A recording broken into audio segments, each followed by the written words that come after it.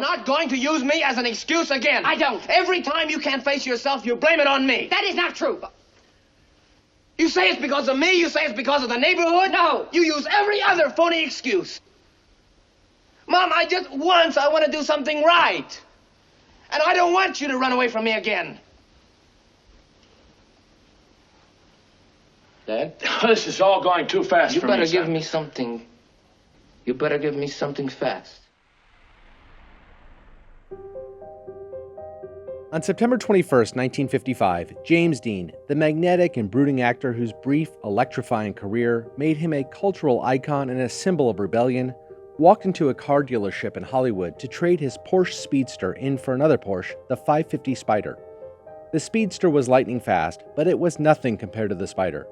The Spider went 0 to 60 in less than 7 seconds, outrageous for the time, with unparalleled handling and cornering. First produced just 2 years earlier, the 550 Spider had already captured class wins around the globe, including at the 24 Hours of Le Mans.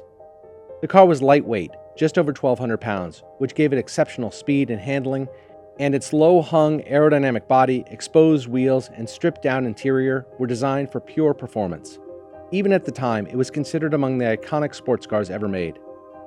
Dean bought the Spider with the immediate aim of using it to compete at the Pacific Coast Championship Race, an amateur sports car race scheduled for just 10 days later in Salinas, California.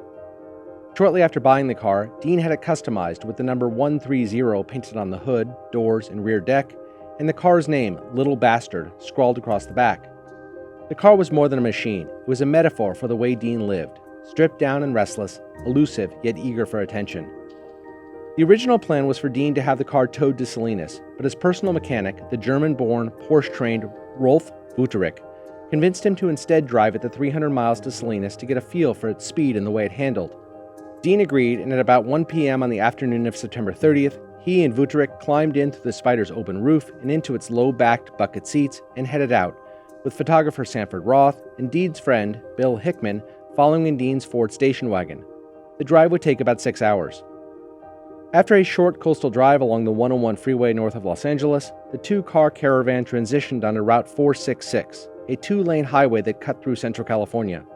A couple hours later, Dean was pulled over by police near Bakersfield for speeding, and an hour after that, the group stopped at a place called Blackwell's Corner, where Dean bought a Coke and an apple.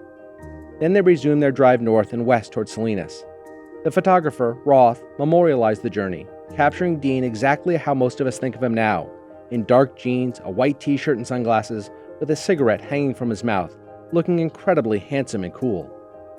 At around 5:15 p.m., Dean was driving the Porsche at approximately 55 miles per hour as he approached the junction with Route 41. At the same time, a 23-year-old college student named Donald Turnipseed was headed south on Route 41, also at approximately 55 miles per hour. There was plenty of sunshine at that time of day, but for whatever reason, the two drivers did not see each other coming. They collided nearly head-on, with Dean's Spider smashing into the Ford's right front fender. The force of the crash ejected both Dean and Wutterich through the open roof of the car and out onto the highway. There were no seatbelts, of course. Turnipseed was unharmed. Dean's friend, Bill Hickman, traveling in the station wagon behind Dean, drove to a roadside emergency phone and called paramedics, who, despite the remote location, arrived quickly. They rushed Wutterich and Dean to Paso Robles War Memorial Hospital, arriving approximately 30 minutes after the crash. Both men had sustained catastrophic injuries. Wutterich would somehow survive, but James Dean, just 24 years old, was pronounced dead on arrival. I'm Jason Beckerman. I'm Derek Kaufman. This is Last Days, James Dean.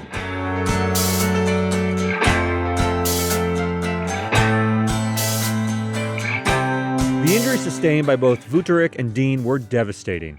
Wutterich suffered massive trauma to his head and upper body, including multiple facial fractures, a broken jaw, and several broken ribs. But Dean was not nearly so fortunate. He sustained a number of skull fractures, significant chest trauma, and a fracture of his C1 vertebra, which is located at the top of the neck near the skull, which in turn severed his brainstem, causing nearly instantaneous death. The California Highway Patrol investigated the accident and determined that both vehicles were traveling within the posted speed limit, and neither driver was under the influence of drugs or alcohol. The report concluded that Turnipseed had turned his car left off Route 41 to merge onto Route 466, and in doing so brought his car directly in front of the onrushing Spider, giving Dean no time to react. Investigators concluded that the accident was entirely Turnipseed's fault, but found he did not act recklessly. It was, instead, just an unfortunate accident, made fatal by the fact that the Spider's ultra-lightweight frame afforded the car's occupants almost no protection against the weight and heft of the Ford.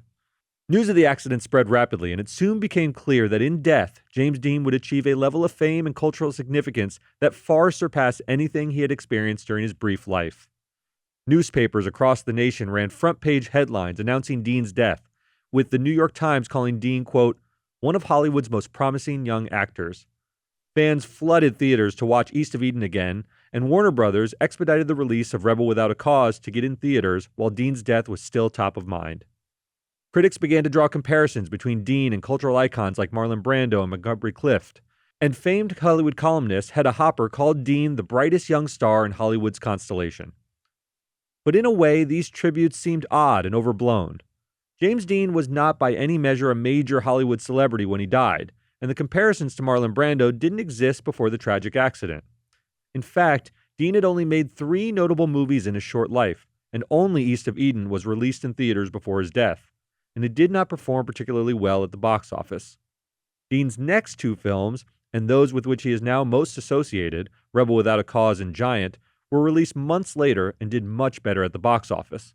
I think it's important that we contextualize James Dean's death within the time period in which it occurred. So this is 1955. America obviously is on the edge of a profound transition, right? It's coming out of the post-war years and into the mid-1950s. We're only 8 years away from John F. Kennedy's assassination, getting mired in Vietnam, the counterculture sort of revolution that happens, and that is starting to percolate up. There are signs that this is happening. The drug culture is already sort of taking over a little bit. And by the 1950s, it's a different type of hero, one that is no longer, we've started lost faith in our politicians by this point. We're starting to question whether the military is sort of the heroes we want to have. The G.I. Joe figures that were so ubiquitous in the late 40s and early 50s are giving way to a different type of hero altogether.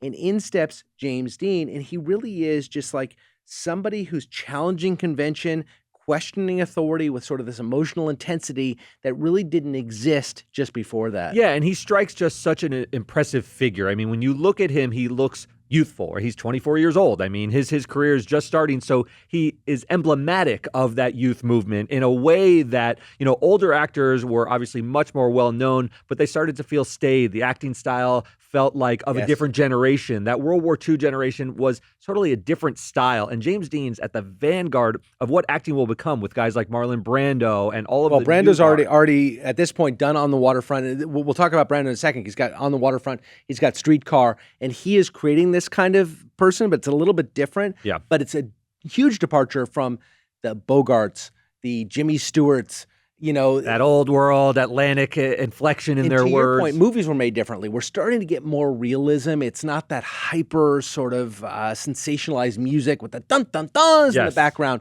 We're just starting to do better with our art. And James Dean is really at the forefront, one of the icons of this really profound cultural shift. Here's Dean at his emotional best in Rebel Without a Cause. A real man doesn't run away when you want them. You see right through me, don't you? If I had one day when I felt that I belonged someplace, if I didn't have to feel that I was ashamed of everything. Dean's portrayals of conflicted, emotionally raw young men, Jim Stark in Rebel Without a Cause, Cal Trask in East of Eden, and Jet Rink in Giant, spoke directly to this new cultural reality. Unlike the stoic, self-assured men of earlier cinema, think Humphrey Bogart or Jimmy Stewart with their cool detachment and confident resolve, Dean's characters wore their vulnerability openly. They were sensitive, angry, and broken in ways that audiences hadn't seen before. Bogart and Stewart just simply never came undone on screen the way Dean did. The only real corollary, as you brought up, Derek, was Marlon Brando, his Stanley Kowalski screaming Stella in A Streetcar Named Desire, or Terry Malloy lamenting that he could have been a contender in On the Waterfront. But there's a key difference between Brando's characters that were emotionally shattered because of their failures. Kowalski is distraught because he's losing control over his woman. Malloy weeps for the life he threw away. Their pain is rooted in their loss of manhood. Dean's characters of Jim Stark and Rebel and Cal Trask of East of Eden, by contrast, aren't mourning past glory or looking inward at their own personal failures. They're looking outwardly at adults who have failed them. This is that sort of, we're pushing back. Adults are not this unimpeachable authority. We as young people have kind of the right to push back against this authority. And you're seeing that in Dean. His fury in these movies is just really stark. And it's mostly directed at weak-willed men who can't stand up to others. His rebellion is against a world that's emotionally dishonest and morally vacant. Here is James Dean in East of Eden, quietly raging at his father's weakness and immorality. What do you know about your mother? I know where she is, know what she is, and I know why she left you. Couldn't stand it. You didn't really love her any more than you do me. Because your goodness, your rightness, you never gave either one of us an inch, ever, for what you thought was right. You kept on forgiving us. You never really loved us. It's this idea that masculinity can be thwarted by the failure of others that gave rise to what would later be recognized by the term tortured masculinity. It's at the center of all three of Dean's major roles, and tragically, it wasn't just an on-screen persona. His death at just 24 years old froze him in time as the ultimate misunderstood hero, a beautiful, broken soul who never got the chance to fully evolve. On screens and in photographs, he remains forever on the cusp of adulthood, a representation of anti-establishment, teenage disillusionment, and social estrangement. I think of James Dean, and the line that always comes to me is what are you rebelling against? And his response is, what do you got? Right. And it was just the ultimate. You're right. Marlon Brando was broken manhood, sort of tortured, Yes. inward looking. There was a real sort of bravado almost behind someone like James Dean. He had that tortured masculinity. He was also wrestling with it, but it manifested itself in a much different way than the anguished screams of someone like Marlon Brando. I just want to touch on that Brando thing again. So Stanley Kowalski, who may be most famous sort of emotional scene in early film history, right? Where he's screaming, Stella, Stella. But things have happened to him. People have imposed themselves on him, or he's disappointed in both that case and on the waterfront in his own inability to sort of get what he wants out of life. That's not the case with James Dean and the characters that he's now portraying in the mid-1950s, where he's saying, get out of my way and I can be successful. I can achieve, and I'm exerting my emotion because you're trying to keep me down. It's just a slight difference that I think is really important. I wanted to talk about these photos. I talked about them earlier. Sanford Roth was traveling along with Dean on the fateful drive and took these pictures, and they're exactly what you'd expect. It is Dean. So much is wrapped up in these pictures of him with the white T-shirt and the jeans, the cigarette from his mouth. It's perpetuating that myth of the tortured, impossibly cool artist of the time. It's so, to me, I looked at this picture. I'd never seen it before prepping for this podcast, and it's so much of what we look at as Hollywood history is wrapped up in like these 10 photos. And I think he endures as that symbol because he died so young, right? Every other, hero that we have, you look at young pictures of Jack Nicholson. Now we see Jack Nicholson, he's an old man. We've watched the evolution of all of these once young, bright, fire in their eyes kind of guys, Robert Redford, Paul Newman. We saw them age and evolve over time. You didn't see that with James Dean, so he is literally frozen in that. It's such an become a symbol. Question. In the counterfactual, where he lives a long life, he's going to have marriages and divorces, and he'd be weathered and do some bad movies. Right? He had 3 movies. They're all like sort of legendary Hollywood movies. He would have had terrible movies, made bad choices. And marriages, divorces, it would have been a mess, like everyone's life. Because he's a normal dude, and maybe even worse than normal. He was incredibly wealthy, incredibly early in life, incredibly famous, and maybe things wouldn't have turned out. Maybe he would have lived a great life, but he still would have had some mess in there. But instead, he's 24 years old, and he dies in a race car. Right, I mean, it is right. the ultimate symbol of youth. And amazingly, nearly 70 years later, that myth still lingers. Modern actors like Leonardo DiCaprio, Robert Pattinson, and Timothée Chalamet have all drawn comparisons to Dean, often portraying characters steeped in emotional conflict who wrestle with their identity. These are the same struggles that Dean's characters embodied in a society just beginning to reckon with them. The cultural aftershocks of Dean's persona rippled through cinema. Rebel Without a Cause is still invoked as a touchstone for understanding modern masculinity. Martin Scorsese has called Dean's performance in Rebel, quote, the most impactful cinematic moment of the 20th century, crediting it with opening the door for actors like Al Pacino, Robert De Niro, and Harvey Keitel. Dean's willingness to expose his inner torment, Scorsese said, paved the way for deeply flawed characters like Travis Bickle in Taxi Driver or Jake LaMotta in Raging Bull, men who are falling apart from the inside out. But Dean's influence extends beyond film. Musicians like Bob Dylan, Bruce Springsteen, and David Bowie tapped into that same archetype of the tortured, misunderstood artist who allowed emotion to live alongside toughness. James Dean didn't just portray a new kind of man, he became him, embodying a shift in American identity. I did a little deep dive into all the music that has invoked James Dean over the years. It starts really in 1971, American Pie, Don McLean, the line where he says, "And in the streets the children screamed." It's a direct reference, he's talked about this later, to the reaction Hearing the news. Hearing the news that James Dean had died. You then have in 1972, Rock and Roll Suicide, again, Bowie singing about the impact of Dean's death. 1974, the Eagles release a song called James Dean. Later, Bonnie Tyler has a song called James Dean. Google Dolls have a song called James Dean. There's another band called Sleeping with Sirens that has James Dean and Aubrey Hepburn is the name of the song. Then you get in 1990, you have Madonna, and she's really cultivating this kind of looking back at the 50s with a lot of She did a lot of black and white shoots. She's got the Material Girl where she's dressed as Marilyn and that whole thing. But she does, in Vogue, she has that famous line, Greta Garbo, Anne Monroe, Dietrich and DiMaggio, Marlon Brando, James Dean on the cover of a magazine.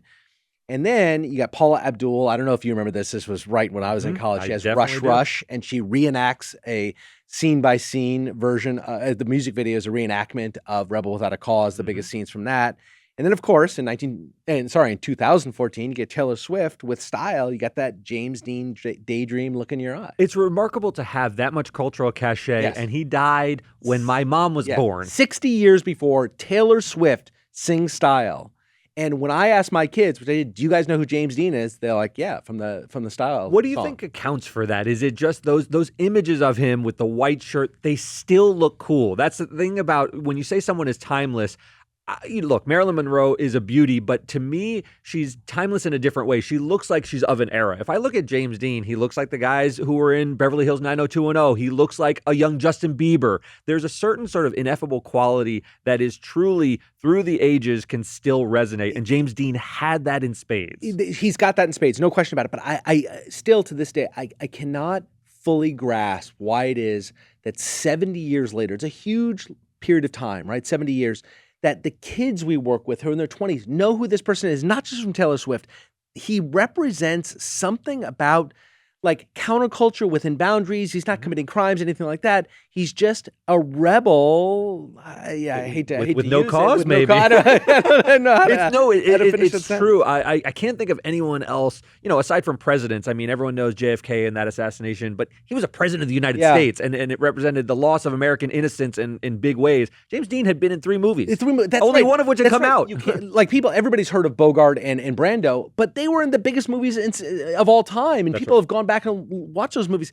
I went back and watched these movies. They're not that great. They're famous because he died, because he was in them and then he died. That's why Rebel Without a Cause is so big. That's why Giant is so big. I mean, East of Eden was a huge book. It's hard to lump it in that category. But and also, I don't know that that's survived the test of time. I've never seen it.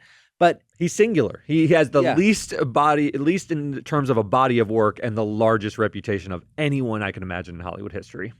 A few final notes. James Dean would be honored with 2 posthumous Academy Award nominations in 1956 for East of Eden and in 1957 for Giant. He's the only person to be so nominated twice, though he lost both times. 2 actors have won posthumous Oscars. 2 actors. Do you know who they are? I think I do. I think it's Peter Finch from Network and Heath Ledger probably for Dark Knight. That's right. You got it. Nailed it. I thought I'd stump you with Peter Finch. That's a good one. Well That's done. an old trivia question. After he died, stories began to emerge about Dean's private life. He is said to have dated Ursula Andress and the actress Barbara Glenn, and there were persistent rumors both before and after he died that he may have been bisexual. One relationship that has been confirmed was with the actress Liz Sheridan, who is much more famous as Jerry Seinfeld's mom on Seinfeld. Oh, that's fascinating. James Dean dated her. She was quite a beauty back in her day, and James Dean dated her. Rolf Wutterich, the man in the car with Dean during the fatal crash, continued working as a mechanic and remained connected to motorsports. Wutterich struggled with alcohol throughout his life and adamantly refused to talk about the Dean tragedy. He died in 1981 at the age of 51 in a car accident in Germany. Donald Turnipseed faced immense psychological and emotional trauma from the crash. His involvement in the death of a beloved actor who was a national figure left him with a lifelong sense of guilt. Turnipseed became a recluse and kept a low profile for the remainder of his life. He passed away from natural causes in 1995 at the age of 63. The wreckage of Dean's Porsche 550 Spyder was taken to police impound and later sent to a scrapyard. There, it was recovered by a race car driver named Troy McHenry, who, in 1956, stripped out the transmission and suspension and installed them in his own race car. In his first race with these parts, McHenry wrapped his car around a tree and was killed, and the curse of the little bastard was born. Sometime later, a guy named George Barris, the self-proclaimed king of customs who reportedly built the first Batmobile, bought the mangled frame of the Spider, promising to rebuild it. He never did, though he sold a pair of its tires to another race car driver, but the tires both blew out at the same time, causing the new owner to careen off the road. And then in March 1959, while in storage in Fresno, the car mysteriously caught fire, though it was not badly damaged. And later that year, the car is said to have fallen from a display while on show in Sacramento, breaking the hip of a bystander. Really a cursed car. Truly a cursed car. The curse of the little bastard lived on. Finally, the Porsche is rumored to have disappeared from a sealed boxcar in 1960 while en route from Miami to Los Angeles. The car has not been seen since. A wealthy investor offered $1 million reward in 2005 for the wreckage, but to no avail.